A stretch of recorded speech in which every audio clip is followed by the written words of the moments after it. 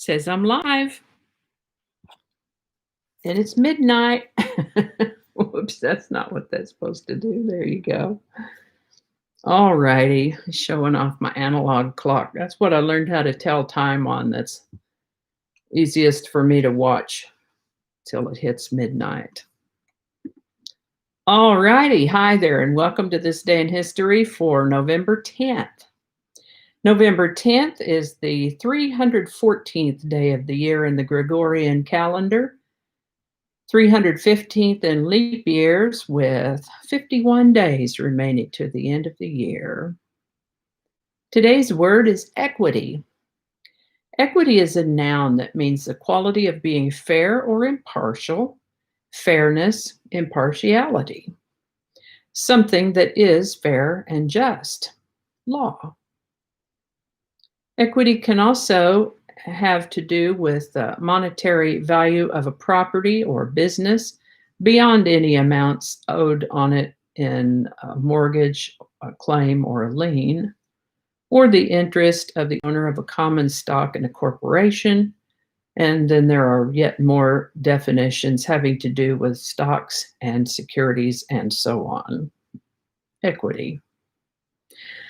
I'd like to take a moment to mention that links to my research are included in the show notes. I ask you to go ahead and click that like button. Consider subscribing if you haven't already. There will be a link. In fact, I think there's probably already a link in the show notes to my This Day in History playlist. I'll put a link in an iCard up in the corner there after the live is done. And then there's also a place for a card to appear at the end of the video where there can be a link to the Day in History video.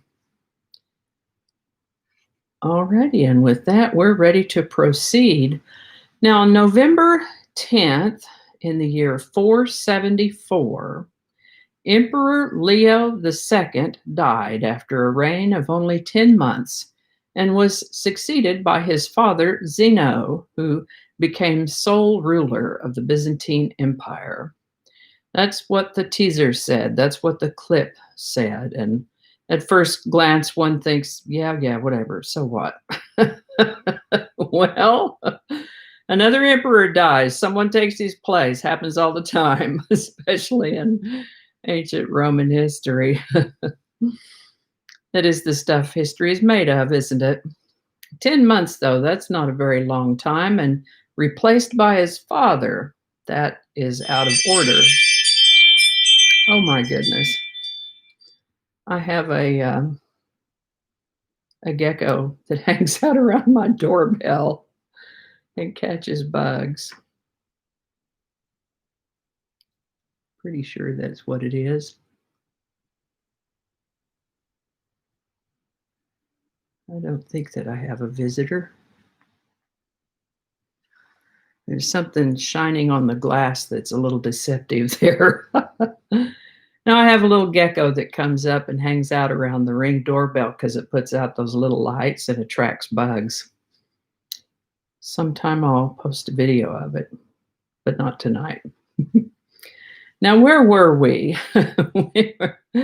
We were talking about Leo II dying after a 10 months reign as emperor and being replaced for his father. And that is out of order. Usually the son replaces the father, not the father replacing the son. So I was curious as to what happened.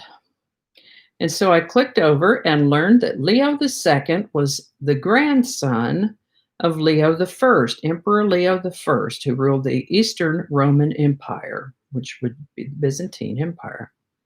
When Leo II was about 6 or 7 years old, Leo I made him co-emperor, kind of like take your kid to work day, only it was take your grandkid to be the co-emperor of the empire.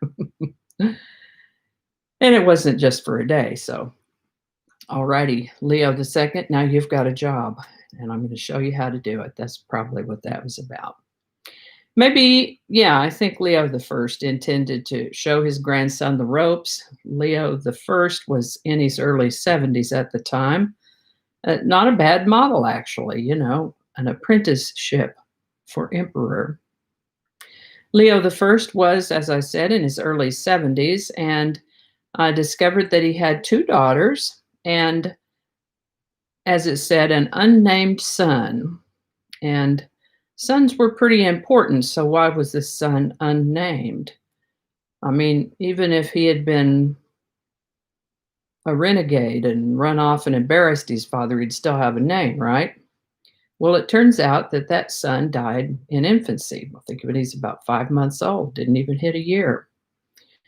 And so, yeah, he died early. And the oldest daughter had married one of Leo I's generals, and they had this little boy that they named after her father, the child's grandfather.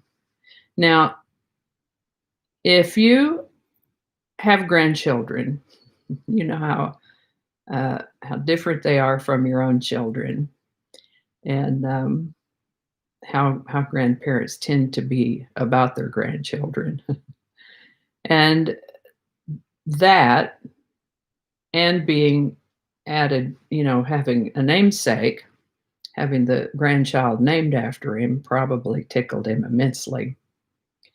So then, when Leo II was about 6 or 7 years old, grandfather Leo I, the emperor, made the little guy co-emperor with him, and that was in November of the year 473. They ruled together, and they ruled together until Leo I died of dysentery in January of 474. So that was from November, December, January, so just a couple months. And dysentery, I don't even know if I want to say what it is. I hope you know. It's like real bad diarrhea that kills people. And, fortunately now we have medicines to get ahead of it. People become dehydrated and just perish. I guess that's probably what happened to him in January, Leo I, and he was in his early 70s. So the following month, then, the Byzantine Senate made Leo II's father, Zeno, co-ruler with the child, and they ruled together until this date, November 10th, 474, in the short span of 10 months. Now, we don't know for sure what took the child. There has been some speculation of various theories as to what might have befallen the boy, but there were not any such suspicions at the time. You can be sure that if anybody suspected that someone had poisoned that child, they'd be all over that. But child mortality was fairly common back then. And so I think no one troubled their little heads about it too much at all. Oh, how tragic, the child passed away, but those things happened, I guess, with some regularity back then. Apparently, if anyone lived to adulthood, it was quite something. And if they lived into their 70s, it was really something. So Leo II's father, Zeno, was not a popular ruler for a variety of reasons, such that his rule was marked by constant unrest, and the only way that he was able to stay in place was by cunning and bribery. Able to remain emperor for 17 years until his death in 491. And as I read all of this research to bring you this report, I thought, yikes, we think our times are so trying. Wowzers. So that's the first story. Moving on, we have the birthday of Martin Luther, the leader of the Protestant Reformation, born November 10th in the year 1483. We've talked at length about Martin Luther in other videos. He lived to the age of 62. There were so many wars, battles, executions, besieges, and so on throughout the centuries. And, it almost makes one despair. Is that all we do is fight? Sometimes it seems that way. But on November 10th, in the year 1766, William Franklin, the colonial governor of New Jersey, signed the Charter of Queens College, which was later renamed Rutgers University. The United States Marine Corps was founded in Philadelphia on November 10th, 1775. Pardon me. I want to pause for a moment to remind you that I have a playlist of my This Day in History series. I think I may have mentioned, I think I may mention every time I talk to you. There's a link in the show notes, and you can visit that playlist and either watch them one after the other or search for a specific date. There, I think, are a few dates missing, but I have a date for most of them, and we'll be getting them covered as we go. The video for November 10th of 2019, I cover some other subjects in some depth, and I would certainly refer you to that video. And of course, already I remembered to mention the playlist link. don't need to belabor that point again. Moving forward, this is the birthday of actor Richard Burton, born November 10th, 1925. And I do talk at length about him in last year's episode, so do be sure to go look that one up when this one's over. Richard Burton lived to the age of 58. What a character. On November 10th, 1958, New York diamond merchant Harry Winston donated the Hope Diamond to the Smithsonian Institution. That Hope Diamond was something else. It was pretty good size. Last year I had a pebble about the size that it was. It's over there on the cabinet. I'm not going to get up and go get it right now. But it's claimed to have had a curse. And Harry Winston acquired it and thought the smartest thing to do with it would be to put it on display so nobody tries to wear it, because terrible things happened when they did. So that was on this day in 1958. On November 10th, 1972, a Southern Airways flight out of Birmingham, Alabama, was hijacked. The hijackers wanted $10 million, and they flew all over the place, making demands and being bullies and whatnot. They even threatened to crash the plane into the nuclear installation at Oak Ridge National Laboratory. That would not have been a good thing. Fortunately, they didn't do that. The authorities were only able to get about $2 to $2.5 million.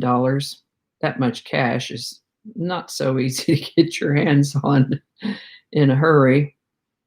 And the hijackers picked up the cash, and it's reported that they gave some of it to the people on board there, their passenger hostages, and then they headed off to Cuba.